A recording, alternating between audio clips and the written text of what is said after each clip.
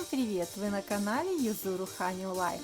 Ямада, первый тренер Юзуру Ханю, делится воспоминаниями о неожиданно исполненном одинарном акселе, который выделил Юзуру среди других. Вспомните время, когда Юзуру только начал заниматься фигурным катанием. Я сразу вспоминаю старшую сестру Юзуру, которая в то время тренировалась на катке в Сендае. И каждый раз во время ее тренировок на катке бегал упрямый мальчуган Юзуру. Ему было всего 4 года. Первое, что я сказала ему и его маме, было: если мальчик так хочет двигаться, почему бы не попробовать его отдать в секцию фигурного катания? Обычно первое время, пока дети привыкают ко льду и потихоньку закладывается их фигурное катание, база, они много времени проводят на четвереньках. И этот мальчик буквально полетел на каток. Он надел коньки и выскочил прямо на лед. Я тогда подумала, это опасно, и в то же время, дойдя до середины катка, он потерял равновесие и упал, и ударился головой. Плохо, подумала я, и в панике бросилась к нему, а он сказал, и тут же встал. Как необычно, подумала я в тот момент, это здорово. В какой момент вы почувствовали, что у него есть талант? Он тогда был в старшей группе детского сада, на тренировке мне удалось сделать один прыжок, и я сказала: может, стоит попробовать одинарный аксель в 1,5 оборота? Путь от прыжка в 1 оборот до прыжка в 1,5 оборота занимает не менее 2-3 месяцев, а в обычном темпе от полугода до года. Хотя я сказала это скорее в шутку, он подпрыгивал. Юзуру упал на выходе, но прыжок был исполнен хорошо. Возникла мысль: как так вообще? Я даже подумать не могла. Да, он потерял ось вращения, но благодаря своим атлетическим способностям подкрутил прыжок. Он уже блистал во время выступлений. Теперь, когда смотришь на выступление Юзуру, кажется, что становишься частью его особенного мира.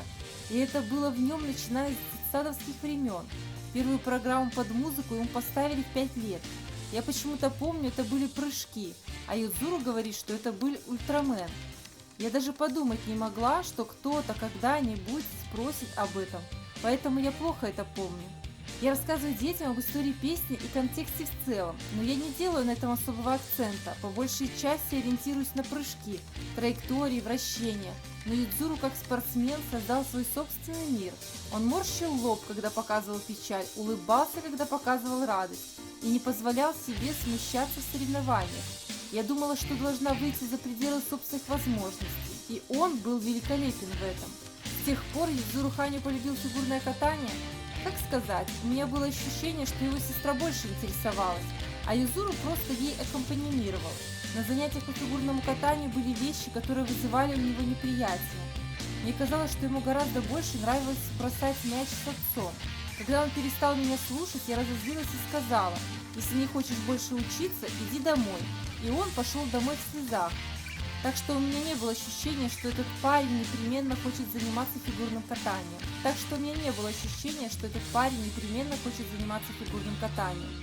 Юзуру по-настоящему влюбился в фигурное катание и начал меняться, чтобы достичь вершин, когда его тренировал Шичиро Сузуки. Когда Юзуру учился во 2 классе начальной школы, я покинула Сендай и вернулась в дом своих родителей на Хоккайдо, где передала своих учеников моему учителю Сузуки-сенсею. А он примерно в 100 раз строже меня, поэтому было недопустимо так легко уходить с тренировок. Еще тогда я подумала, что если найти правильный тренерский подход к Юзуру, то он, наверное, рано или поздно станет спортсменом, который будет представлять Японию. Поэтому я попросила сенсея: не ломай этого ребенка, он замечательный. Когда вы в последний раз встречались с Юзуру? В июне 2019, через год после землетрясения в провинции Ибури на Хоккайдо. Он приехал туда, чтобы провести мастер-класс для ребят, которые занимаются в секции фигурного катания. Для них это было все равно, что парить над облаками, они были невероятно счастливы. Юзуру также ответил на вопросы ребят, сказал, как обычно проходят его тренировки, дал советы, как морально подготовиться к соревнованиям. Важность его слов была очевидна. Мне стало интересно, изменился ли он, став 2-кратным олимпийским чемпионом, и почувствовал, насколько он вырос. В сезоне, пришедшем на пандемию коронавируса, в отсутствие тренера Юзуру удалось выиграть чемпионат страны. Что вы об этом думаете? Это было нелегко. Если честно, выступать на соревнованиях без тренера – это что-то немыслимое. Но на этом уровне, поскольку уже достигнуто определенное мастерство, нет необходимости в руководстве от А до Я. Однако в процессе обучения появляются привычки, которые самостоятельно не отследишь, и нужен кто-то, кто сможет их отследить и указать на них. Но он быстро отвлекался на другие дела, ему нужен был вызов, и я ему сказала: прекрати это делать. Я сказала: если ты хочешь сделать, сделай сам. Кроме того, очень важно иметь партнеров по тренировкам. Отсюда рождается чувство соперничества, благодаря этому возможна работа над собой. В ситуации, когда таких условий нет, ужасно сложно быть строгим к себе. Я смотрела чемпионат страны по телевизору и ясно видела, как к полной темноте и полезности программ привела его самостоятельная работа. Сейчас Юзуру Ханю тренирую четверной аксель. Что вы думаете об этом? Что касается меня, я думаю, что это делать нельзя. Высока вероятность получить травму. К тому же и без этого элемента у Юзуру достаточно обаяния. Конечно, это совершенно особенная аура, атмосфера, которую он создает. В этом он лучший в мире. Почему так? Из-за характера Юдзуру. Я думаю, что для него вызов имеет ценность. Когда я учила его в детстве, я говорила ему, что важно сначала заложить основы. Наверное, когда ты уже можешь делать самые разные вещи, тебе хочется перейти к чему-то новому. Такой образ мысли действительно нравится Сузуки-сенсею. Если я вижу, что есть большая опасность пораниться, я обычно говорю: лучше остановиться. А Сузуки-сенсей совсем другой. Он будет дразнить: давай, давай, вперед. Как вы можете оценить тройной аксель Юзуру Ханю? Я считаю его аксель лучшим в мире. Он действительно просто потрясающий. Обычно спортсмены готовятся, а потом прыгают. А Юдзуру делает шаги, миг, и он уже в воздухе. Это очень похвально.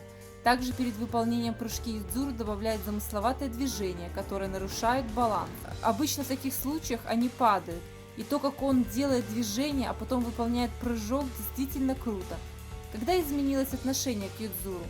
Вероятно, после завоевания второго олимпийского золота. Для Японии он достиг настоящей вершины – всеобщего внимания, прикованного к Юдзуру. Удивительная штука, такой напор, а Юдзуру производит впечатление человека, который совсем это не чувствует.